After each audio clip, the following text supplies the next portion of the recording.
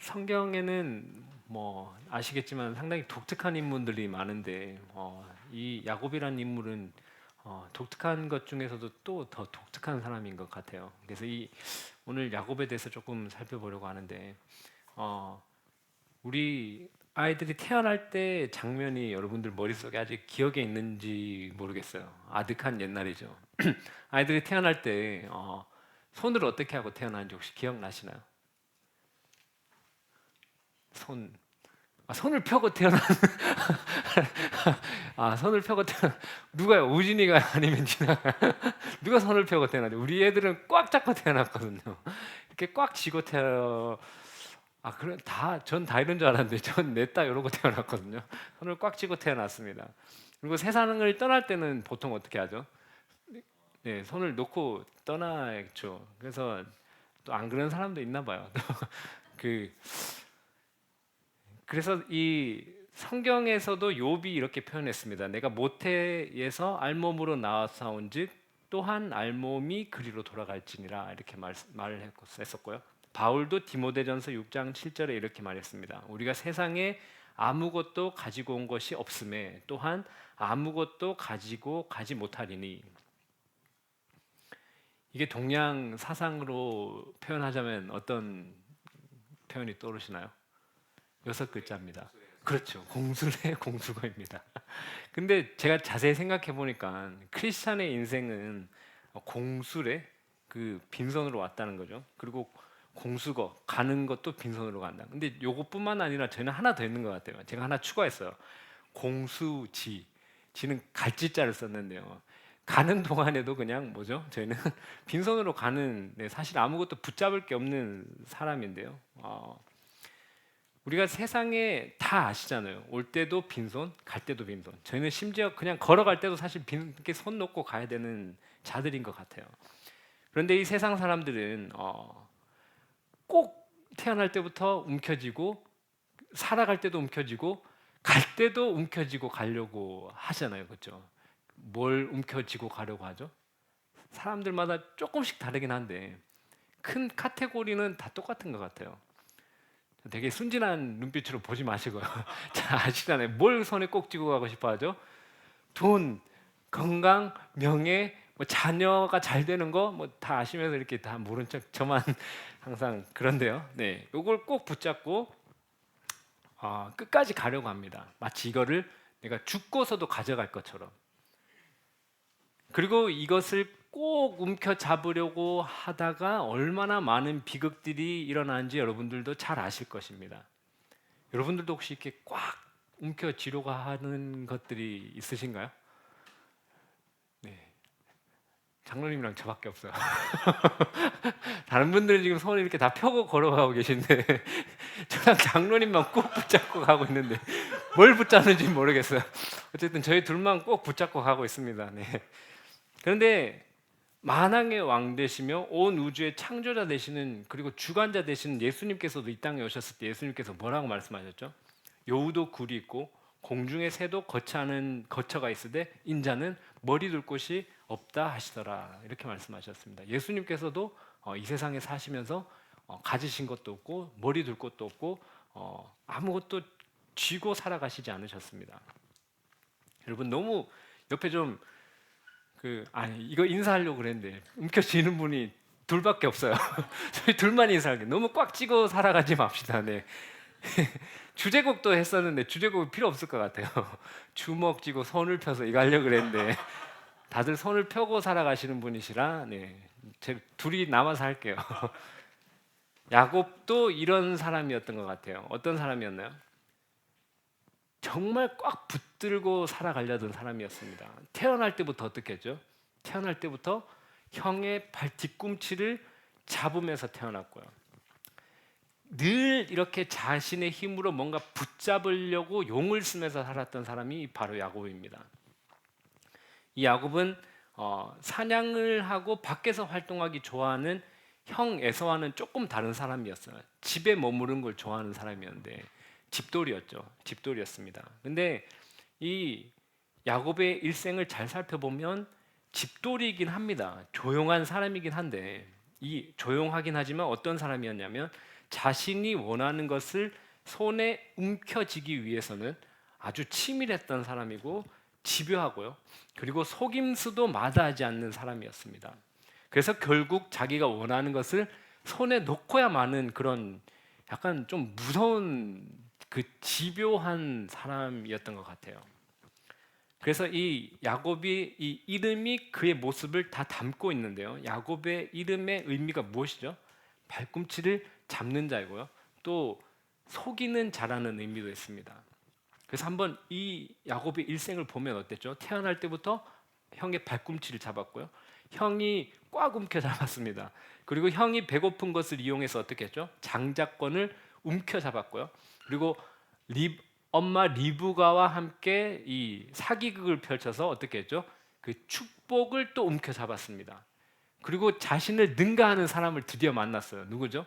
삼촌 라반인데요. 이 라반에게 지는가 싶더니 나중에 가서 보면 또 움켜잡아요. 자기가 원하는 라헬도 움켜잡고요. 그리고 재산도 움켜잡고요. 그리고 결국 그 손에서 벗어납니다.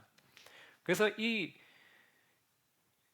야곱의 일생을 보면 우리는 이렇게 멀리서 보니까 뭐 이렇게 좀 그럴지 모르는데 자신은 상당히 치열했었던 것 같아요. 그리고 저희가 어떻게 보면 약간은 좀 안타까운 면도 있는 것 같아요. 왜냐하면요, 야곱의 일생을 잘 살펴보면 저희가 원래 그냥 하나님께서 주어질 하나님의 은혜예요.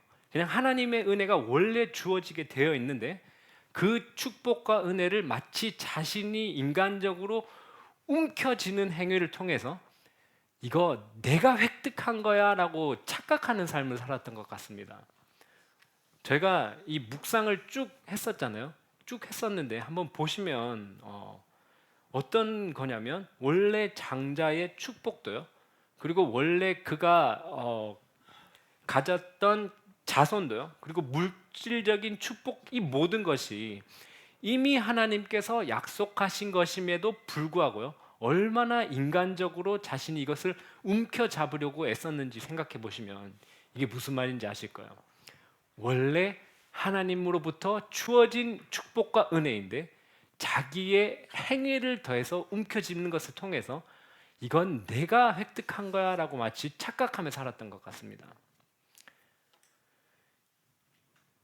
이 상황을 잘 보면 여러분들도 그렇게 느끼셨는지 모르겠지만 가끔 되게 이 코미디 같은 요소들이 상당히 많이 있어요. 야곱의 이야기를 보면 이 가장 그 절정에 이르는 그 코미디의 단계가 엄마 리브가와 야곱이 짜고요.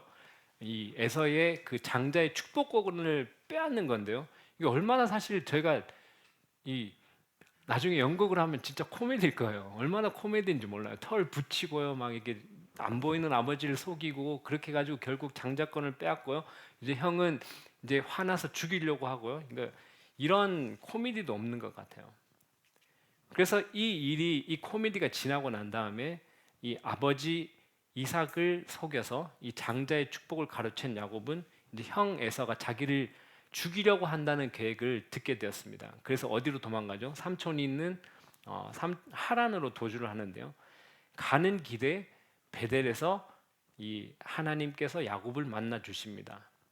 이 여러분 베델이라는 곳은 하나님의 집이라는 의미가 있죠. 이 베델에서 어떤 일이 있었냐면 야곱의 할아버지 아브라함이 처음으로 제단을 쌓고 여호와의 이름을 불렀던 것입니다.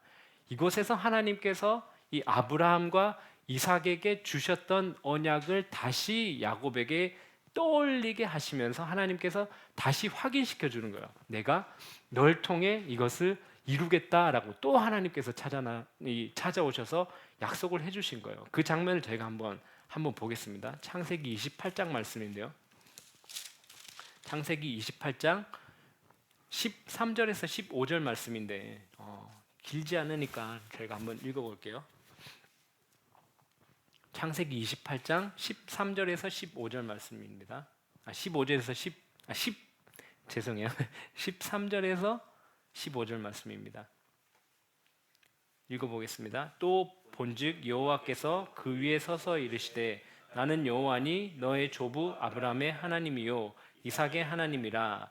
내가 누워 있는 땅을 내가 너와 내 자손에게 주리니 내 자손이 땅의 티끌같이 되어 남쪽으로 퍼져 나갈지며 땅의 모든 족속이 너와 내 자손으로 말미암아 복을 받으리라. 내가 너와 함께 있어 내가 어디로 가든지 너를 지키며 너를 이끌어 이 땅으로 돌아오게 할지라. 내가 내게 허락한 것을 다 이루기까지 너를 떠나지 아니하리라 하신지라. 아멘. 하나님이 베델에서 이 야곱을 찾아오셔서 아브라함에게 했었던 약속, 이삭에게 했었던 약속을 다시 떠올려 주시면서 다시 약속을 하십니다. 그러면 만약에 하나님께서 저희 인생 가운데 이렇게 찾아오셔서 이렇게 선명하게 말씀을 해주시잖아요. 그럼 여러분들 뭘로 화답할까요? 여러분들 이렇게 네. 이렇게 하나님이 오셔서 이렇게 널 통해서 이렇게 하겠다 그러면 여러분들 뭐라고 답변하실 거죠? 아멘 끝이잖아요, 그죠? 아멘이라고 하실 거잖아요. 그런데 야곱은요, 이렇게 선명하게 찾아오셔서 약속하신 하나님에게 아멘이라고 감사하지 않고는 어떻게 하냐면 되게 어이없는 조건을 붙여서 서원을 합니다. 20절부터 22절까지도 한번 읽어보겠습니다.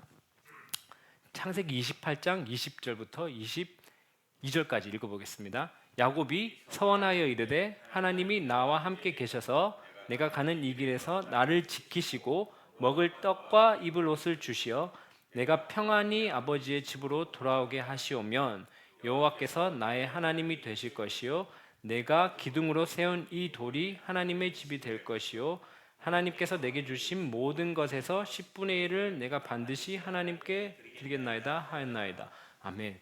여러분 좀 이상하지 않으세요? 하나님 분명히 그 앞에서 얘기했던 걸 지금 똑같이 얘기하고 있잖아요. 그런데 하나님 이렇게 하시겠다라고 약속하셨는데 야곱은 그냥 아멘 하고 그냥 가면 되는 건데 왜 이런 하나님께서 했던 얘기를 또 하면서 만약에 하나님께서 이렇게 하시면 제가 이렇게 하겠습니다 라고 이런 이상한 어이없는 조건을 붙인 서원을 하게 됩니다. 이렇게 야곱은 하나님의 약속을 온전히 신뢰하지 못했고요. 이것을 마치 조건, 보험 증서처럼 하나님 이렇게 약속을 하셨음에도 불구하고 하나님 이렇게 하시면 제가 이렇게 하겠습니다 라고 이렇게 자기에게 유리한 서원을 손에 움켜쥡니다. 그렇게 그 약속을 움켜쥐고는요 라반의 집에 도착합니다. 삼촌 라반의 집에서 20년간 머물면서 이 삼촌 라반이 강적이잖아요. 제가 보면 이 거울 치료라고 그러죠. 거울 치료를 많이 당합니다. 말도 안 되는 사기를 상당히 많이 치는데요. 저는 이것도 되게 코미디예요. 이 20년을 보면서 제가 제목을 붙였어요. 누가 잘하나? 사기편. 마치 서바이벌 게임을 보는 것 같았어요. 이 서바이벌 게임을 통해서 이 게임의 내용이 뭐냐면 여기서 한번 속이고 움켜잡고 저기서 한번 속이고 움켜잡고 속이고 움켜잡고 속이고 움켜잡고요. 그렇게 20년 동안 속이는 그 게임이 끝날 때쯤에 하나님께서 야곱의 꿈에 다시 나타나세요. 다시 나타나셔서 베델에서의 서원을 상기시켜 주면서 이제 때가 왔다. 이제 고향으로 돌아가라라고 명령하셨는데요. 그게 창세기 31장 말씀입니다. 31장 11절과 13절 말씀인데요. 11절 먼저 읽어보겠습니다. 꿈에 하나님의 사자가 내게 말씀하시기를 야곱아 하기로 내가 대답하기를 여기 있나이다 하매 13절로 넘어가 보겠습니다. 나는 베델의 하나님이라 내가 거기서 기둥에 기름을 붓고 거기서 내게 서원하였으니 지금 일어나 이곳을 떠나서 내 출생지로 돌아가라 하셨느니라. 아멘. 네, 20년 전에 그 형 에서를 피해서 도망갈 때 베델에서 만나 주셨던 하나님께서 다시 나타나셔서 그 베델에서 내가 약속했고 네가 서원했던 그것을 이제 지킬 때가 왔다. 그러니 너는 이제 아버지의 집으로 돌아가라라고 이렇게 얘기를 하신 것입니다. 그런데 또 야곱은 이 자신의 방식대로 삼촌 라반을 속이고 또 몰래 이 자기의 고향으로 이 도망을 쳤습니다. 그랬더니 또 이제 이 삼촌이 또 따라오죠. 10일 이렇게 해서 10일 뒤에 따라와서 잡았어요. 근데 잡았는데 이때 또 하나님께서 또 어떻게 하셨죠? 손대지 말아라. 너 손대지 말아라. 또 이렇게 보호해 주십니다. 그렇게 다시 만나서 여기서도 또 상당히 코미디적인 요소들이 많이 있긴 한데 드라빔을 숨기고요. 그걸 또 이런 여러 가지 그 코미디 요소들이 있었는데 어쨌든 야곱과 라반은 이제 서로 이 불가침 조약, 서로 침략하지 말자라고 조약을 맺고 이제 헤어집니다. 그리고 야곱은 다시 고향으로 향하고요. 하나님께서는 여기서 또 끝난 게 아니라 마하나임에서 천사들을 보내주셔서요. 야곱과 함께 하심을 또 알려주셨습니다. 이제 야곱은요, 이 고향으로 돌아가는 그 마지막 관문에 단 한 인물이 남아 있습니다. 형 에서가 남아 있었습니다. 형 에서가 이제 어떤 얘기를 들었죠? 형 에서가 400명을 데리고 자신을 만나러 온다는 얘기를 듣고 이렇게 기록했어요. 야곱은 두렵고 답답하여 이렇게 기록을 했습니다. 이제 이런 거죠. 20년 동안 삼촌 라반한테 당하고 이제 큰 라반이라는 산을 넘었는데 그 산을 넘고 보니까 광대한 바다가 펼쳐져 있는 그런 느낌이에요. 그랬더니 이 야곱은 다 잊어버린 것 같아요. 뭘 잊어버렸냐면 베델에서 다시 오셔서 약속하신 하나님, 그리고 자신이 드렸던 그 서원, 그리고 또 하나님께서 나타나셔서 그 서원을 다시 상기시켜준 이 모든 것을 잊어버린 것 같습니다. 우리도 인생을 살아가다 보면 그럴 때가 있는 것 같아요. 이제 뒤로는 돌아갈 수 없어요. 이제 라반이 있는 곳으로는 돌아갈 수 없고요. 근데 앞을 보면 이 뒤보다 더 막막한 그런 상황들이 있었던 것 같아요. 저도. 그래서 이런 상황에 부딪히면 정말 뭘 해야 될지 모르겠어요. 일단 뒤로는 갈 수 없고요. 앞은 더 막막해요. 그리고 사실 내가 뭔가를 해서 이 앞에 있는 것을 해결할 수 있을 것 같으면 내가 뭔가라도 해보겠는데 이게 그 정도 수준이 아닌 거예요. 내가 뭘 해도 이걸 내가 어떻게 해결할 수 없을 것 같은 느낌인 거예요. 여러분들 그런 느낌 느껴보신 적 있으신지 모르겠어요. 그래서 이때 사실 야곱은 또 어떻게 했죠? 자신의 방식대로 이 일을 해결하려고 상황을 분석하고 머리를 쓰고요. 분주하게 작전을 짜고 실행을 했습니다. 그런데 저희는 이제 알죠. 이런 상황에 있을 때 우리가 움직일 때가 아니고 누가 움직이실 때인가요? 하나님께서 움직이시고 우리는 하나님께 나아가야 할 때입니다. 왜냐하면 하나님께서 의도적으로 이 상황을 만드셨기 때문입니다. 하나님께서 이 베델에서 야곱을 찾아오셨을 때의 상황도 한번 생각해 보시기 바랍니다. 언제일까요? 이 상황은 언제였죠? 베델에서 처음에 만났을 때는 형 에서가 또 뒤에 있었죠. 형 에서가 자신을 죽이려는 계획을 알고 삼촌 라반의 집으로 도주하던 때입니다. 근데 잘 생각을 해보면요, 이게 리버스가 된 거예요. 지금 어떻게 됐죠? 지금은 이제 삼촌 라반은 뒤로 했고요. 이제 나를 죽이려고 한다는 생각을 하고 본인은 그렇게 생각을 했겠죠. 야곱은 그 형 에서가 이제는 앞에 있는 겁니다. 일어날 때는 이 야곱처럼 자신의 방법을 떠올리고 계산하고 작전을 짜고 할 때가 아니라 이 하나님을 기억해야 할 때입니다. 하나님의 약속과 하나님의 하신 일을 기억해야 할 때입니다. 베델에서 하나님께서 하신 약속을 기억해야 할 때였습니다. 삼촌 라반이 무서워서 몰래 도망쳤을 때 자신의 방법대로 이미 했었잖아요. 이 순서대로 자기가 좋아하는 순서대로 줄을 세우고 뭐 내 그룹으로 나눠서 형한테 마음을 풀어줄 선물들 챙기고 자신의 방식대로 다 했었습니다. 그런데 어떻게 됐죠?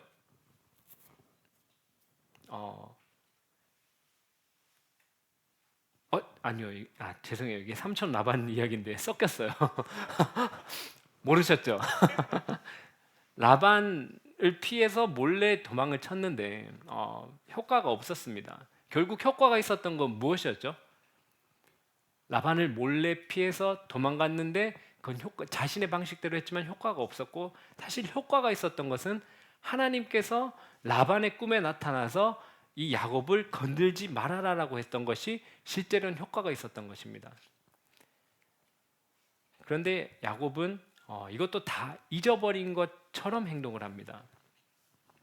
오늘 이 본문의 말씀을 보면서 일단 약간은 제가 생각하기엔 아닌 것 같은 결론을 도출해서 설교하신 내용을 제가 좀 들은 것 같아요. 일단 그거부터 좀 제거를 할게요. 이 이야기에서 결론은 이렇게 결론을 내리신 분은 제가 본 것 같아요. 끈질기게 기도하면 축복을 받는다. 이렇게 결론을 내리신 분을 봤는데 이걸 얘기하려는 건 아닌 것 같아요. 그리고 뭐 하나님과 씨름을 해야 된다라는 등 이런 결론을 제가 몇 번 들었던 것 같은데 이런 결론이 아니에요. 이 오늘 본문의 내용은 내가 끈질기게 뭔가를 해서 내가 받아낸다는 결론이 아닙니다. 사실 끈질긴 기도에 대해서 이야기하려면 저기 누가복음에 나오는 그 과부와 불의한 재판관 그런 이야기를 가지고 와서 이야기를 해야 되죠. 사실 야곱은 기도에 대해서 얘기를 한다면 야곱은요 이 레슬링 경기가 일어나기 전에 이미 기도를 드렸어요. 하나님께 기도를 드렸습니다. 이때 드디어 야곱은 기도의 내용이 좀 많이 바뀌었어요. 기도의 내용이 많이 바뀌었는데 이때 야곱이 드렸던 기도는 이 하나님의 약속을 자기가 기억하면서 드디어 하나님의 약속을 언급하면서 기도를 드렸어요. 저희가 한번 요 말씀을 한번 찾아보겠습니다. 32절 말씀인데요. 32절 저희가 읽었었던 말씀 바로 앞입니다. 9절에서 12절 말씀인데요. 32장 9절 12절 말씀입니다. 저희가 천천히 한번 같이 읽어보겠습니다. 야곱이 또 이르되 내 조부의 아브라함의 하나님 내 아버지 이삭의 하나님 여호와여 주께서 전에 내게 명하시기를 내 고향 내 족속에게로 돌아가라 내가 내게 은혜를 베풀리라 하셨나이다. 나는 주께서 주의 종에게 베푸신 모든 은총과 모든 진실하심을 조금도 감당할 수 없사오나 내가 내 지팡이만 가지고 이 요단을 건넜더니 지금은 두 때나 이루었나이다. 내가 주께 간구하오니 내 형 에서의 손에서 나를 건져내시옵소서. 내가 그를 두려워함은 그가 와서 나와 처자들 칠까 겁이 나기 때문이다. 주께서 말씀하시기를 내가 반드시 내게 은혜를 베풀어 내 씨로 바다에 셀 수 없는 모래와 같이 많게 하리라 하셨나이다. 아멘. 여러분 이 기도가 바뀐 게 느껴지시나요 혹시? 이제 더 이상 어떤 조건을 달고 뭐 그런 류의 기도가 아니에요. 지금 야곱이 하고 있는 기도는 하나님 저에게 나타나셔서 이렇게 말씀하셨고 이렇게 말씀하셨고 이렇게 말씀하셨습니다. 그런데 하나님 전 두려워요. 하나님 저를 보호해 주시기 바랍니다. 기도 내용이 상당히 바뀌었어요. 그래서 이 드디어 하나님의 말씀에 의지해서 기도를 했는데 문제는 무엇이었냐면 만약에 야곱이 베델에서 이 하나님께서 말씀해 주신 약속을 믿고요. 그리고 방금 자기 자신이 드렸던 이 기도를 하나님께서 듣고 응답해 주실 것이라는 그 확신이 있었다면 없었죠. 근데 있었다면 이 야복 나루는 제가 생각하기엔요. 씨름의 장소가 아니라 이 하나님과 이 기쁨의 교제를 나누는 장소가 되었을 거라고 저는 생각을 합니다. 그런데 이 약속도 다 잊어버렸고요. 자기 자신이 했었던 기도를 하나님께서 응답해 주신다는 믿음도 없었습니다. 그래서 야곱 그렇게 이 완고한 야곱에게 하나님께서 찾아오셔서 드디어 씨름을 하셨습니다. 오늘 이야기의 요점은 무엇이냐고 저한테 개인적으로 물어본다면 전 이렇게 답변할 것 같아요. 야곱의 이 완고한 고집을 꺾을 만큼 강력한 하나님의 저항할 수 없는 은혜라고 저는 답변할 것 같습니다. 만약 우리에게도 이 하나님의 축복을 가로막는 고집들이 있다면 오늘 이 야곱에게 임한 이 하나님의 은혜가 우리에게도 임하여서 그 우리의 축복을 막고 있는 그 고집을 꺾는 시간이 되기를 축복합니다. 여러분 이 야곱이 레슬링하는 장면을 여기는 씨름이라고 얘기하는데요. 사실 뭐 레슬링 우리식 표현으로는 씨름이고 레슬링이에요. 뭐 어쨌든 비슷한 느낌이잖아요. 그런데 처음에는 이 야곱의 이 씨름 상대를 누구라고 표현하냐면 어떤 사람이라고 표현합니다.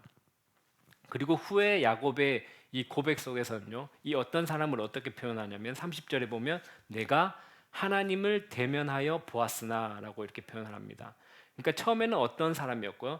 그 다음에 고백은 자신이 깨닫기로는 이 내가 씨름을 한 이 상대는 하나님이었다라고 고백을 하는 것입니다.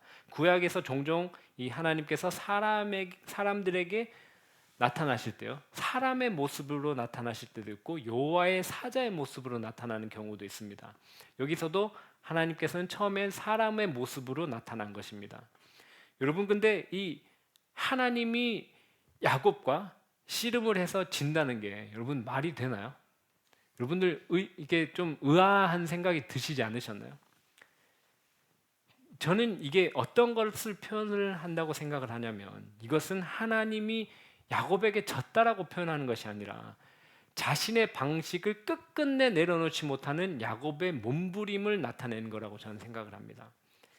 그래서 마지막까지도 고집을 꺾지 않으니까 어떻게 하셨죠? 하나님께서 환도뼈를 치시고 다리를 절게 만드셨습니다. 만약에 이게 승부의 문제였다면 하나님이 처음부터 어떻게 하시면 되는 거죠? 처음부터 뭐 환도표 그냥 양쪽 다 쳐버리면 끝나는 게임인 거잖아요. 사실 이 승부에 대한 게임이었다면 하나님 그렇게 하셨을 거예요. 아주 더 큰 걸로 승부를 보셨겠죠. 여러분 보통 이런 일은 혹시 언제 하시는지 아시나요? 씨름 같은 거를 월등하게 이 실력 차이가 남에도 불구하고 비슷하게 맞춰주는 경우가 있어요. 저는 한 두 가지 정도가 있다고 보는데 트레이너가요, 레슬링 트레이너가, 씨름 트레이너가 이 선수들을 훈련시킬 때 이 선수에 맞게끔 내리고요. 그리고 이 선수는 여기가 최대치입니다. 여기서 만나서 이 선수를 트레이닝 해줄 때 이런 일이 일어나고요. 두 번째는요, 고집이 엄청 센 자녀가 있는데 이 고집이 엄청 센 자녀를 이 힘을 다 빼버릴 때, 전 가끔 합니다. 진짜 꽉 잡고 힘이 다 빠질 때까지 잡고 있는데 힘을 완전히 다 빼버릴 때 너무 강력하게 하지 않아요. 우리 고집센 아이의 힘의 최대치로 제가 계속 유지합니다. 이렇게 해서 힘을 다 빼버리려고요. 그런데 야곱은 어떤 경우였을까요? 하나님께서 야곱의 힘을 다 빼버리려고 하셨던 경우인 것 같습니다. 야곱은요, 하나님의 약속의 말씀도 받았고요. 그리고 자신도 그 약속을 기억하면서 하나님께 도움을 구하는 기도를 했습니다. 그런데 하나님을 다시 만났을 때 또 어떻게 했나요? 끝끝내 자신의 방식대로 축복을 얻으려고 고집하는 모습을 보여주셨습니다. 그러니까 이 야곱이 하나님과 레슬링한 장면은요, 하나님께서 무엇을 보여주시려고 하는 것이냐면 하나님의 약속을 믿지 못하는 그 야곱의 처절한 몸부림, 부러져야 할 만큼 고집스러운 야곱, 끝끝내 자신의 방식을 붙잡는 야곱, 자신의 방식으로 하나님의 축복을 획득하려는 야곱. 그런데 하나님께서는 이걸 보여주고 싶으셨던 것 같습니다. 하나님께서는 야곱에게 하나님 나라의 축복은, 하나님의 축복은 사람이 획득하는 것이 아니라 하나님께서 주시는 것이다라는 것을 깨닫게 하려고 하셨던 것 같습니다. 그리고 야곱은 밤새 씨름을 하고 이 자신의 허벅지 관절이 어긋난 후에 자신이 상대했었던 이 존재가 사람이 아니라 하나님이라는 것을 깨달았을 것입니다. 그런 야곱이 마지막까지 자신의 방식으로 이 씨름의 결론을 내려고 합니다. 26절 한번 읽어볼까요? 오늘 말씀 26절 말씀입니다. 그가 이르되 날이 세려하니 나로 가게 하라. 야곱이 이르되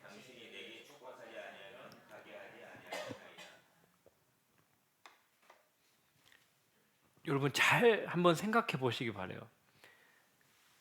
이미 베델에서 하나님께서 약속을 하신 것에 야곱이 요구했었던 축복이 이미 다 들어가 있거든요. 그런데 계속 야곱은 뭘 하고 있는 거죠? 계속해서 똑같은 축복, 이미 하나님께서 주시겠다고 약속하신 축복을 계속 고집스럽게 재차 달라고 요구를 합니다. 그런데 하나님께서 야곱의 이름을 물어보십니다. 야곱에게 네 이름이 무엇이냐? 하나님 몰라서 물어보셨을까요? 하나님 당연히 아시죠. 근데 야곱이 뭐라고 답변하죠? 야곱이니이다. 야곱이니이다. 뭐라고 야곱이 답변을 한 거죠? 야곱의 의미가 뭐죠? 속이는 자, 발꿈치를 붙잡는 자이니이다. 그래서 여기는 그런 의미가 있는 것 같아요. 네가 그 이름으로는 내가 축복을 해줄 수 없다. 네가 붙잡는 자로서, 속이는 자로서는 축복을 받을 수 없다. 그러므로 내가 너를 이름을 바꾸겠다. 이름을 바꾸시는데요. 성경에서 이름을 바꾸는 것은 정체성을 완전히 사람을 완전히 바꾸는 것입니다. 이제 더 이상 속이고 스스로 붙잡아서 축복을 가르치려고 하지 말고 하나님께서 주시는 축복을 믿고 순종함으로 축복을 받아라. 그러므로 너는 이제 더 이상 야곱이라고, 이 붙잡는 자, 속이는 자라고 불리지 않을 것이다. 이렇게 내가 하나님과 및 사람들과 겨루어 이겼다 라는 의미를 가진 이스라엘이 너의 새 이름이 될 것이다. 이렇게 하나님께서 말씀해 주셨습니다. 그리고 그것을 야곱이 평생 잊지 못하도록 어떻게 하셨죠? 큰 장애로 흔적을 남기셨습니다. 여러분, 솔직히 이기긴 뭘 이겼어요? 야곱이 뭘 이겼나요? 여러분, 이겼다고 생각이 드셨나요? 여러분, 이게 승리라면 여러분 이런 승리를 얻고 싶으신가요? 제 개인적으로는 이 이스라엘이라는 이름이 야곱이라는 이름에 비해서는 확실히 좋은 이름인 것 같아요. 그런데 그렇게 긍정적 느낌은 나진 않는 것 같습니다. 이게 나중에 후에 야곱이 돌아봐도 야곱 스스로 생각해 봤을 때 이게 내가 하나님을 이긴 걸까? 이게 내가 과연 하나님을 이긴 것이 맞나? 라는 생각이 들었을 것입니다. 잘 생각을 해보면요, 자신이 그토록 갈구했었던 복은요, 하나님께서 이미 자신이 태어나기 전부터 그에게 주시겠다고 계획하시고 약속하셨던 복입니다. 태어날 때 뭐라고 얘기했죠? 큰 자가 작은 자를 섬길 것이다. 하나님 먼저 계획하셨고요. 베델에서 만난 하나님께서 이것을 다시 확인시켜 주셨고, 이 본문에서 밤새도록 씨름한 후에 구했던 그 복은 하나님이 이미 주셨던 축복이었습니다. 그걸 자신이 어떻게 한 거죠? 믿지 못했을 뿐이었습니다. 그러니 이미 하나님께서 주신 그 복을 구하려고요, 밤새 씨름을 하고 야곱이 얻은 것은 무엇이었나요? 이름을 바꿔주신 것과 다리를 저는 장애였습니다. 그러니 여러분, 우리가 이 야곱의 이야기를 통해서 무엇을 배워야 할까요? 하나님 나라의 복은 내가 원하는 것을 내가 원하는 방식으로 얻는 것이 아닙니다. 하나님께서는 그분이 원하시는 것을 원하시는 때에 주시는 것입니다. 그리고 그것이 가장 좋은 것임을 우리는 신뢰하며 믿으며 기다리는 것입니다. 베델에서 하나님을 만나고 20년이 지나도록 하나님을 신뢰하고 자신이 원하는 것을 자신의 방식으로 움켜잡는 야곱의 삶에 하나님이 강력하게 개입하신 사건입니다. 훗날 아마 이 야곱이 이 날을 되돌아보며 이렇게 생각을 했을 것 같습니다.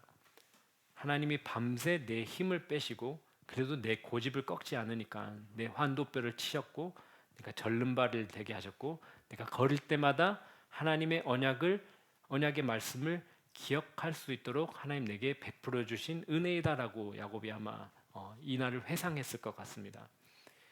그런데 이후로도 창세기 말씀을 이제 저희가 계속해서 묵상을 해보겠지만요, 이렇게 야곱이 꺾였다고 해서 야곱이 하루아침에 변하지는 않습니다. 그게 저와 여러분의 삶입니다. 그렇지만 오늘 이 사건의 중요한 것은 오늘 이 씨름을 통해서 야곱은 더 이상 자기가 붙잡으려고 애를 쓰고 살아가는 자가 되는 것이 아니라 하나님께 붙잡힌 사람으로 바뀐 것입니다. 우리도 우리가 붙잡으려고 애쓰고 용 쓰고 내 방식대로 해결하려고 하고 그렇게 살아가는 자들이 아니라 우리가 붙잡으려는 것은 하나님께 맡겨드리고 우리가 하나님께 붙잡힌 사람이 되기를 축복합니다.